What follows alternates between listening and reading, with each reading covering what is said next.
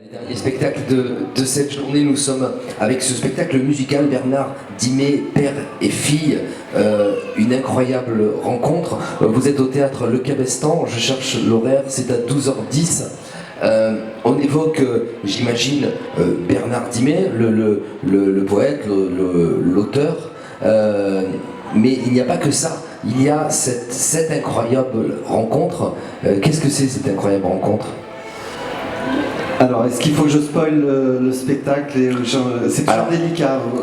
J'aime bien voir un. Ouais. Alors le spectacle s'appelle Bernard Dimet, père et fille. Oui. Donc on peut imaginer et supposer de quoi il s'agit.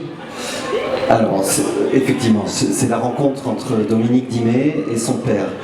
Dominique a été élevé seul par sa mère. À 20 ans, il décide de monter à Paris pour se lancer dans une carrière d'artiste. Elle traîne dans le quartier de Montmartre. Rue Le Pic. Voilà, c'est ça, tout à fait. Et complètement par hasard, elle va aller voir Bernard Dimet qui fait un récital à la salle Pleyel. Elle fait connaissance avec lui, ils passent quelques moments ensemble et ils découvrent l'un et l'autre qui sont père et fille. Elle arrive à Paris, mais par hasard elle rencontre son père. C'est un truc incroyable. C'est un truc de fou. C'est quand même incroyable. Ouais. Et bien évidemment, Bernard Dimet est l'artiste qu'on connaît, et cette fille veut devenir artiste et veut vivre de ce métier-là. Donc elle va voir Bernard Dimet sur scène comme elle aurait pu aller voir quelqu'un d'autre. C'est totalement hasardeux, cette rencontre. Oui, complètement. Oui. Je sais pas si c'est génétique ou si c'est les astres qui se sont rencontrés. En tout cas, il se passe ça. Enfin, en tout cas, il se passe ça. Alors, à partir de là, comment Dominique, puisqu'il s'agit de Dominique, quelques années plus tard, arrive à faire ce spectacle? Est-ce que c'est un hommage à Bernard Dimet ou pas que? Oui, vous dites on connaît tous Bernard Dimet, mais tout le monde ne connaît pas Bernard Dimet. C'est pas évident, moi-même je connaissais pas son univers. On connaît tous Syracuse, c'est certainement la chanson la plus connue qu'il ait écrite, qui est interprétée par Salvador, par Yves Montand, par Iggy Pop. Ouais. J'aimerais tant voir Syracuse, l'île de Pâques et Rouen. Enfin, tout le monde connaît cette mélodie. Bien sûr.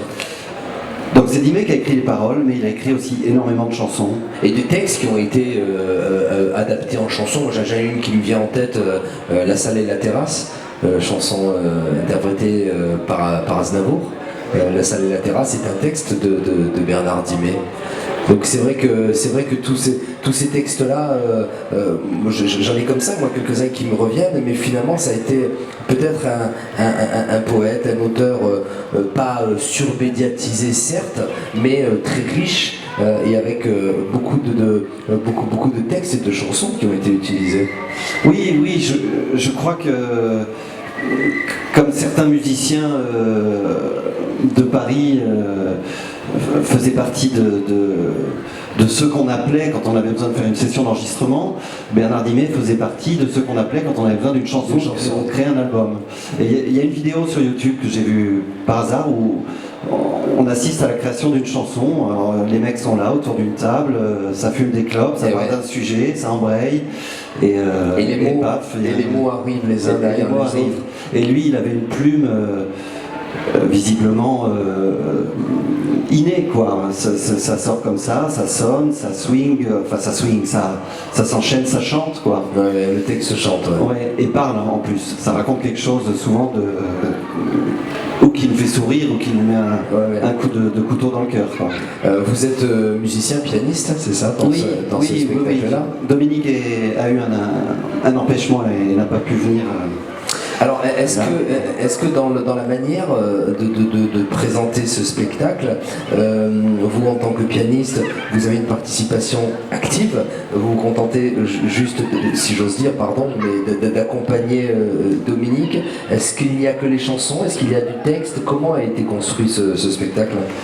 Alors, c'est à la fois un spectacle musical et pas un spectacle musical, parce qu'il y a le récit qui avance avec des poèmes de Bernard Dimet qui apparaissent, qui sont en rapport avec ce qu'elle nous raconte.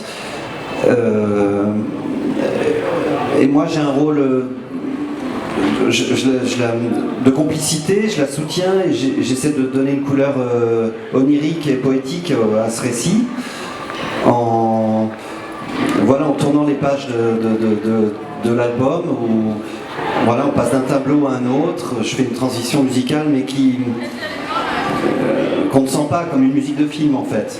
D'accord. Et au milieu de ça, il y a également quelques chansons évidemment qu'elle va interpréter où là je suis musicien accompagnant effectivement. On découvre des choses sur Bernard Dimet.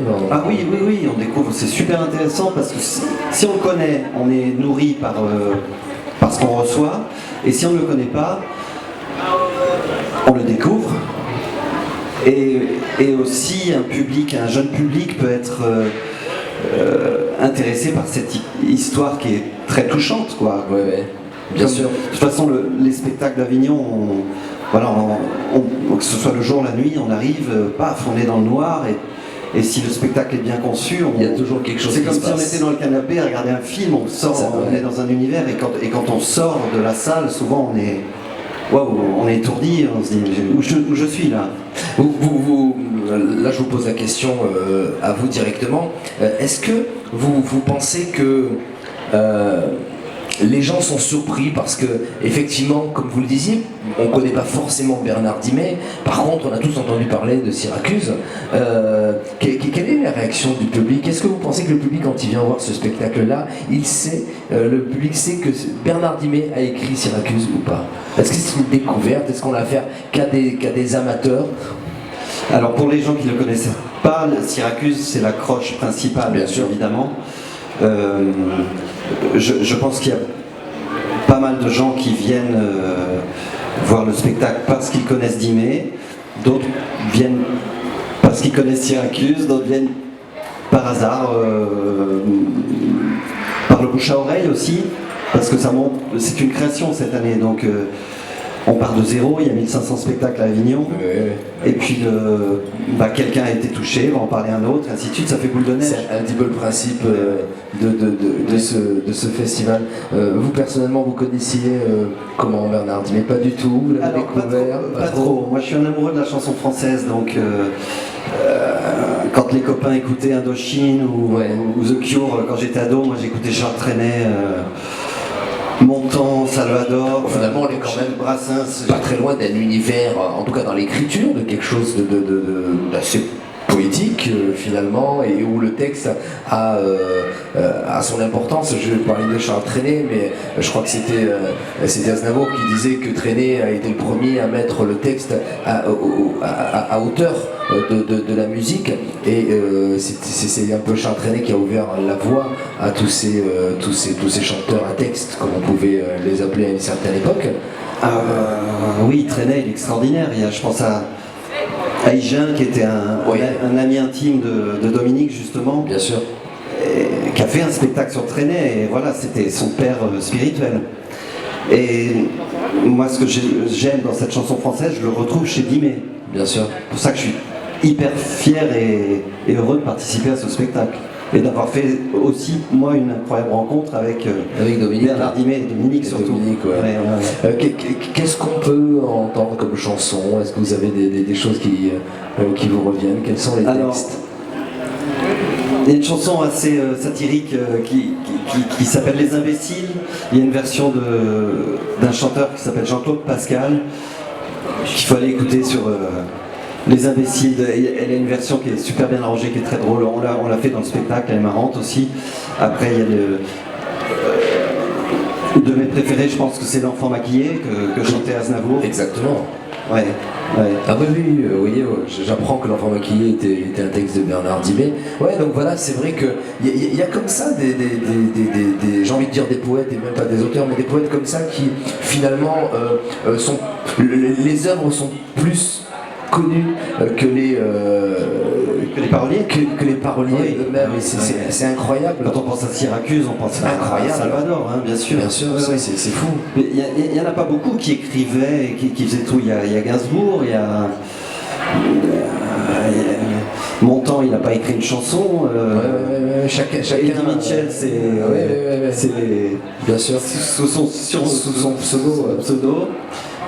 S'il en a écrit du coup lui pour le coup, mais bon enfin je sais pas dans quoi je parle. Non mais vous avez raison dans ce que vous dites, mais c'est vrai que voilà, les choses sont faites comme ça pour Bernard Dimet, mais on se demande si c'est un fait exprès ou pas, mais finalement l'œuvre finit par exister plus que l'auteur, quoi. Oui. Alors est-ce que c'est volontaire ou est-ce que c'est pas volontaire? C'est beau et ça lui correspond parce que c'est apparemment quelqu'un qui vivait pas pour ça. Il avait un mal de vivre en lui, qu'il exprimait dans ses mots.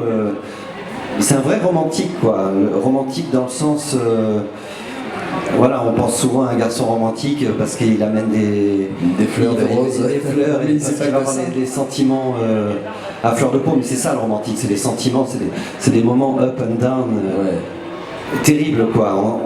Mais quand on goûte au bonheur...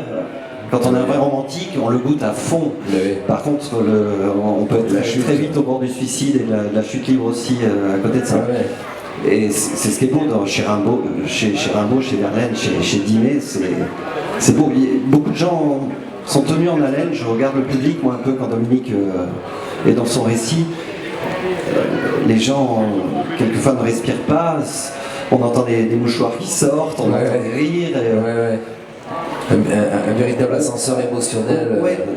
Qu'elle transmet bien, parce que c'est sa propre histoire. Donc, elle joue une pièce, mais en même temps, elle raconte sa propre histoire. Donc, il faut trouver un juste équilibre et elle le fait très très bien.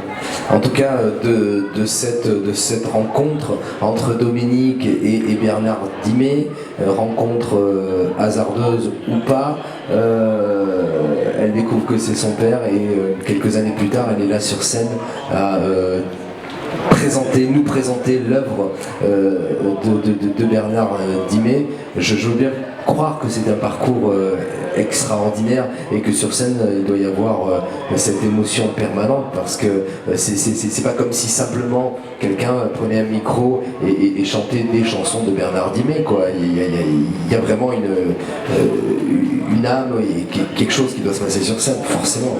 Oui, il y a des soirs où elle et moi on a les larmes aux yeux aussi. Ouais. Je pense que ça a mis des années à sortir et que c'était nécessaire.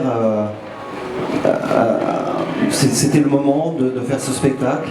Elle a un ami proche à elle, Bruno Laurent, le metteur en scène du spectacle, il m'a dit qu'il la tannait depuis vraiment quelques années déjà de faire ce spectacle, de raconter son histoire. Voilà, c'est une thérapie, maintenant elle fait ça, elle peut en parler, elle en parle avec humilité, fierté, et je pense que c'est touchant pour n'importe quel public. Bah, bien sûr. Qui aime les mots, qui aime la vie, et voilà. Non mais c'est vrai, en tout cas moi ça me donne envie d'aller voir un spectacle comme celui-ci, et je suis très très heureux, mais vraiment je le dis à titre personnel, qu'on puisse comme ça évoquer Bernard Dimet, parce que voilà, on n'en parle pas tous les jours, et que ces textes flottent, passent d'un artiste à l'autre, et voilà. Père et fille, une rencontre incroyable, une incroyable rencontre, spectacle musical avec Dominique Dimet, Charles toi au piano. Vous êtes, c'est à quelle heure? 12h10. 12h10 au Cabestan, page 137 du programme. Merci beaucoup pour cette merci Ange, présentation. Merci de nous avoir invités, et puis on vous invite avec plaisir aussi. Oui, je pense que je vais vraiment y être dans la salle. Merci beaucoup, bon festival.